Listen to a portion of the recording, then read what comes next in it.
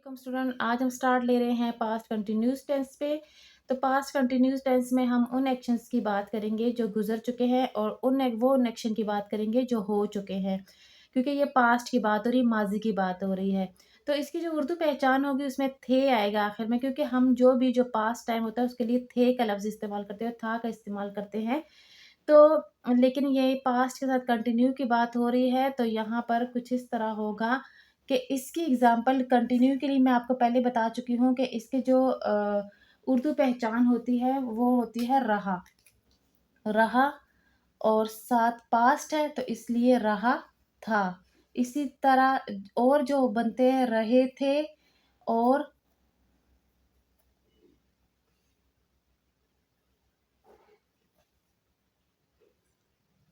रही थी। तो इस टाइप की इसके पहचान होगी जिससे हमें पता चलेगा कि ये पास्ट कंटिन्यूस टेंस है। अब इसमें हेल्पिंग वर्ब जो यूज़ होगा वो है हेल्पिंग वर्ब है वाज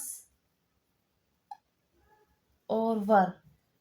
ये हमारे पास दो हेल्पिंग वर्ब यूज़ होंगे, लेकिन यूज़ कहाँ होंगे, किस सब्जेक्ट के साथ कौन सा हेल्पिंग वर्ब यूज़ होगा वो मैं आपको बताऊंगी। जब आप ही, शी, इट और साथ अब आई भी यूज़ होगा। वैसे ही शी इट एक ही कैटेगरी में यूजुअली आता है, लेकिन अब जो है वो आई के साथ में हम वॉज यूज़ करेंगे।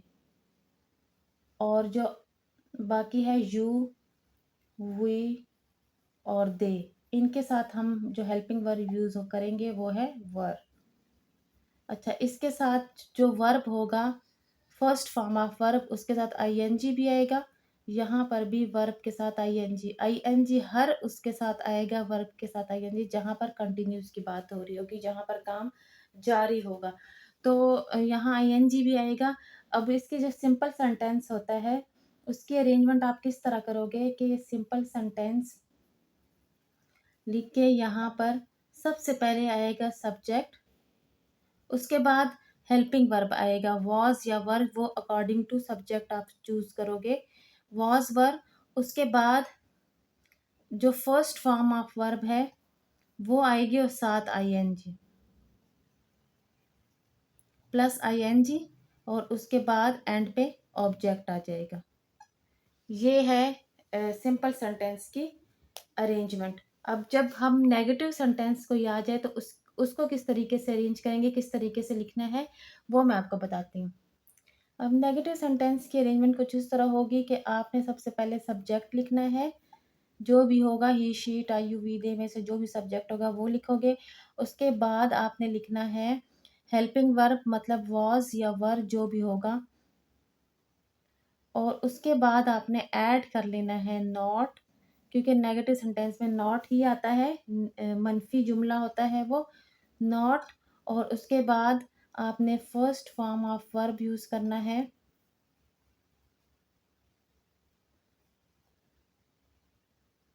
और फिर object.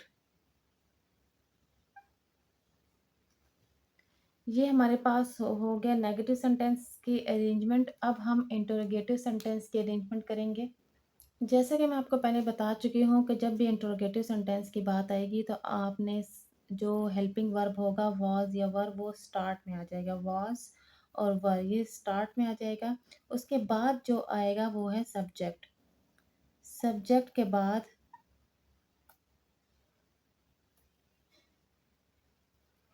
First form of verb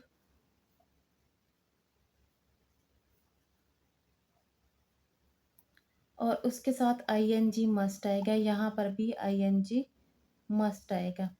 first form of verb plus ING plus object, ये हो गया हमारे पास इंटरोगेटिव सेंटेंस के अरेंजमेंट। अब हम इन तीनों सेंटेंस की एग्जांपल करेंगे मज़ीद कॉन्सेप्ट क्लियर करने के लिए। अच्छा, तो यहाँ पर हमारे पास कुछ एग्जांपल है। फर्स्ट एग्जांपल है तुम गाना गा रहे थे। अब हमारे पास जो सब्जेक्ट है वो यू है और ये हमारे पास सिंपल सेंटेंस है, इसमें हमारे पास कोई नेगेटिव या सवालिया जुमला नहीं है, क्वेश्चन वाला। तो ये सिंपल है, तो सिंपल की अरेंजमेंट कुछ इस तरह थी कि हमने सबसे पहले लिखना था यू,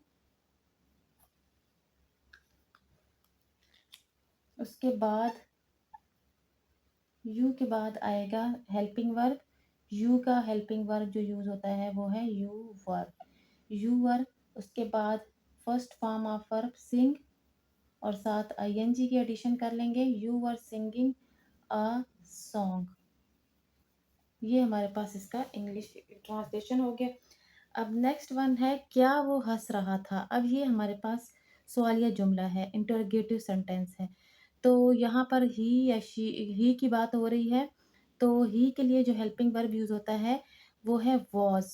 और सवालिया जुमले में जो इंटरोगेटिव सेंटेंस है उसमें हमेशा हमारे पास हेल्पिंग वर्ब स्टार्ट में जाता है। तो हम लिखेंगे वॉज और उसके बाद सब्जेक्ट वाज ही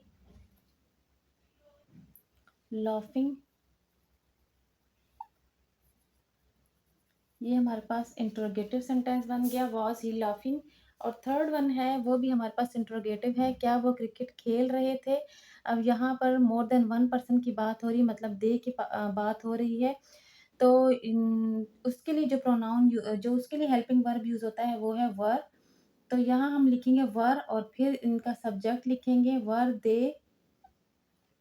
उसके बाद first form of verb plus ING क्योंकि कंटिन्यूस टेंस है, were they playing the cricket. Were they playing the cricket, यहाँ पर क्वेश्चन मार्क लगा लेंगे। इसमें हमारे पास जो लास्ट एग्जांपल है वो ध्यान नहीं दे रहा था, मतलब ही की बात हो रही है और नेगेटिव सेंटेंस है। तो सबसे पहले हम सब्जेक्ट लिखेंगे ही, और ही के लिए जो हेल्पिंग वर्ब यूज होता है वो है वॉज। उस नेगेटिव सेंटेंस है तो हम नॉट लिख लेंगे, he was not giving. Give लिखेंगे लेकिन ये अब कंटिन्यूस टेंस है तो हम लिखेंगे गिविंग और फिर object attention. He was not giving attention. तो ये हमारे पास कुछ एग्जाम्पल थे और इससे यकीनन आपका कॉन्सेप्ट क्लियर हो गया होगा, सिंपल सेंटेंस के लिए भी, नेगेटिव और इंट्रोगेटिव के लिए भी। तो पास्ट कंटिन्यूस टेंस यहीं पे एंड हो जाता है। नेक्स्ट टेंस हम इंशाल्लाह न्यू वीडियो में करेंगे। तब तक के लिए अल्लाह हाफिज़।